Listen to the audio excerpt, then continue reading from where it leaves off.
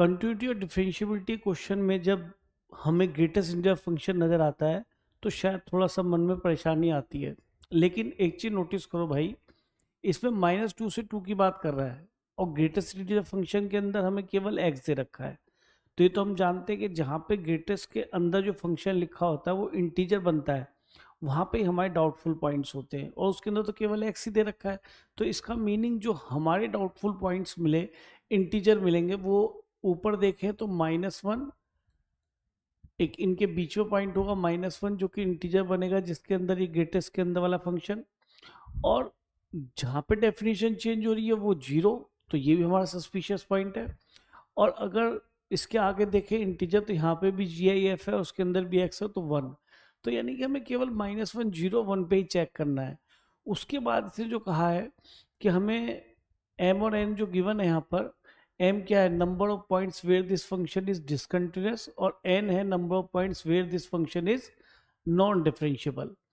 तो ठीक है, m प्लस n निकाल देंगे, लेकिन किसका पूछा है, f(x) के भी मॉडुलस का। तो पहले f(x) के बारे में बात कर लें पूरी। अगर हमारा f(x) सुंदर सा बन गया तो उसका मॉडुलस तो हम देख ही लेंगे, कोई प्रॉब्लम नहीं आएगी। तो सबसे पहले ये याद रखना, ग्रेटेस्ट इंटीजर फंक्शन जब भी क्वेश्चन बने और बहुत छोटा इंटरवल हो तो उसे इंटीजर पे ब्रेक कर लीजिए, तो उससे इसकी डेफिनेशन थोड़ी आसान सी बन जाएगी। जैसे कि हम देखिए यहाँ करने वाले हैं, f(x) क्या दे रखा है, देखिए मैंने इसको -2 से लेके -1 तक ब्रेक करा, तो यहाँ पे जो भी GIF की वैल्यू आएगी वो -2 आएगी, तो ये -2x बन गया। x तो सेम रहा और GIF की वैल्यू कर दी -2। इसके बाद हमने -1 से और 0 तक ब्रेक किया, तो इस पे जो ग्रेटेस्ट ऑफ x की वैल्यू आएगी वो -1 आएगी, तो ये -x आ जाएगा। तो देखिए स्ट्रेट लाइन मिल रही है सीधी सीधी। इसके बाद हमने इसको 0 से लेके 1 तक ब्रेक करा, तो नीचे वाली डेफिनेशन पहुंचे, तो यहाँ पर ये आपको 0 ही दे देगा, तो 0 से जो भी मल्टीप्लाई होगा x - 1 वो 0 ही बन जाएगा। और इस यहाँ पे हमने इसको 1 से लेके 2 तक ब्रेक किया, तो यहाँ पे आपको GIF की वैल्यू तो 1 मिलेगी, तो इसलिए x - 1 आ जाएगा। तो देख रहे हैं आप कितना इजी f(x) आपको ऑब्टेंड हुआ है। सारा फंक्शन जो है, ये भी लीनियर इक्वेशन है, ये भी लीनियर है, ये भी लीनियर फंक्शन है, ये भी लीनियर फंक्शन है, तो सब में स्ट्रेट लाइन ड्रॉ होनी है, तो कर्व तो इजीली ड्रॉ हो जाएगा इसका। और उसके बाद मॉडुलस का कर्व बनाना है, तो मॉडुलस वाला कर्व जानते हैं।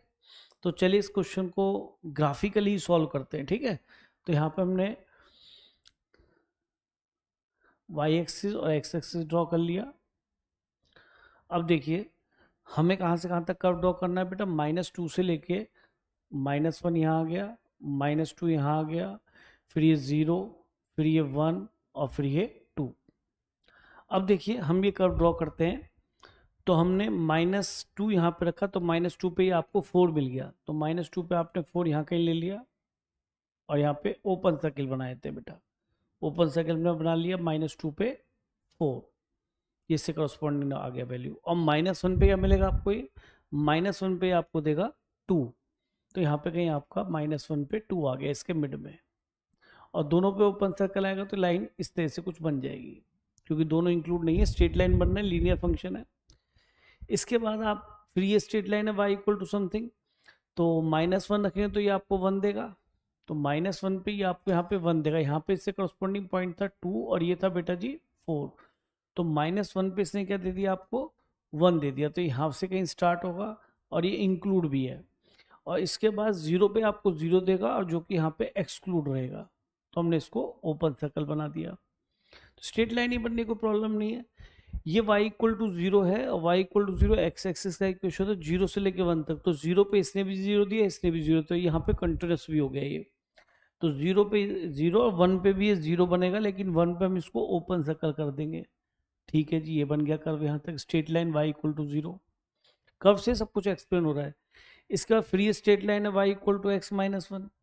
x को मैंने 1 रखा तो 0, तो ठीक बात है, यहीं से 0 से स्टार्ट हो गई, यानी कि यहाँ पे कंटिन्यूअस हो गया। इसके बाद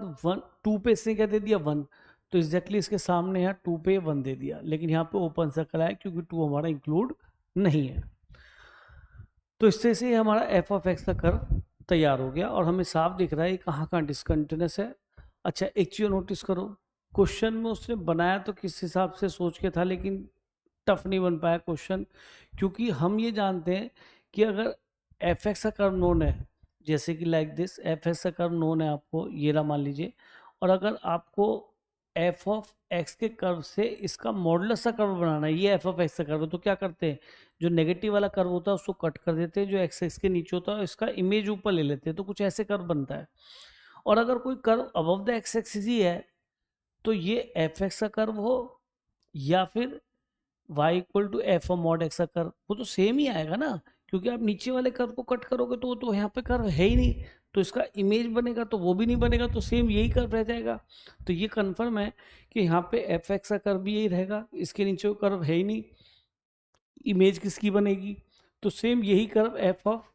एक्स के मॉडुलस का भी है। तो अब चेक कर लेते हैं किन किन पॉइंट पे डिसकंटिन्यूस है। तो ओबियस है कि -2 पे भी चेक नहीं करना, क्योंकि यहाँ पे ओपन इंटरवल है। तो एक तो -1 पे डिसकंटिन्यूस है, discontinuous at x equal to -1, और सब जगह ये कंटिन्यूस दिख ही रहा है हमें, क्योंकि देख ही रहे कर्व बन रहा है। तो n की वैल्यू आ गई हमारी, नंबर ऑफ पॉइंट्स आ गए ये 1, एक ही पॉइंट आया -1 पे। और अगर हम नॉन डिफरेंशिएबल की बात करें, तो एक तो x इक्वल टू -1 है, क्योंकि यहाँ पे डिसकंटिन्यूस है तो डिफरेंशिएबल होगा ही नहीं, और शायद यहाँ पे स्लोप क्या थी, इस लाइन की स्लोप क्या थी, -1 तक, यहाँ -1 थी, यहाँ पे आके स्लोप 0 हो गई, तो किंक यहाँ बना है, शार्प टर्न यहाँ बना है, तो x इक्वल टू 0 पर भी नॉन डिफरेंशिएबल हो गया। सिमिलरली यहाँ 0 स्लोप था और यहाँ पे क्या स्लोप हो गया 1, तो यहाँ पे भी आपका ये नॉन डिफरेंशिएबल हो गया 1 पे भी। और 2 पे हम बात ही नहीं करेंगे क्योंकि ओपन इंटरवल है, तो 3 पॉइंट ये आ गए, m की वैल्यू आ गई, नंबर ऑफ पॉइंट्स 3, और आपसे क्या पूछा बेटा m प्लस n, तो m इज 3 प्लस 1, तो ये आपके नंबर ऑफ पॉइंट्स आ गए 4। तो देखिए ग्राफिकली इस क्वेश्चन को हमने कर लिया, कहीं पे हमने यहाँ पे left hand derivative right hand derivative निकाला, कहीं पे कंटिन्यूटी चेक करने के लिए left hand limit right hand limit और फंक्शन वैल्यू नहीं निकाली, और ऐसा इस वजह से हुआ क्योंकि ग्राफिकली बहुत इजीली एक्सप्लेन हो गया, क्योंकि ग्रेटेस्ट के अंदर केवल एक्स ही लिखा था, और इस ग्रेटेस्ट ऑफ एक्स के बारे में हम जानते हैं कि डिसकंटिन्यूस कहाँ कहाँ होता है, तो इसीलिए हमने फंक्शन को ब्रेक करके बहुत जल्दी से इवेल्युएट कर लिया, क्योंकि इंटरवल हमारा बहुत छोटा था बेटा।